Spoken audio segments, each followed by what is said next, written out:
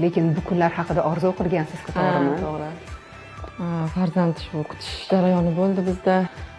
Shunaqa vaziyat bo'ldiki, ketaman dedim uydan. Hattoki keyin Husaynga ajrashish uchun uylanmaganman dedilar. Endi baribir har xil gap so'z qiynavoradi. Ayol kishi birinchi o'rinda o'zini noto'g'ri his qilar ekanda, menda ayb bo'lyapti deb. O'zi ayb hech kimda emas. Shifokorga boramiz, hammasi yaxshi deyishadi. Shunaqa vaziyat bo'ldiki, mayli uylaning, men siz bilan qolaman shu yerda ham dedim bir kun. Haqiqiy kino. Kuldilar keyin bo'ladi. Menga oson bo'lmadi bu gap aytish. Chunki sevib turmush qurganmiz, yaxshi ko'raman haligacha bular ham.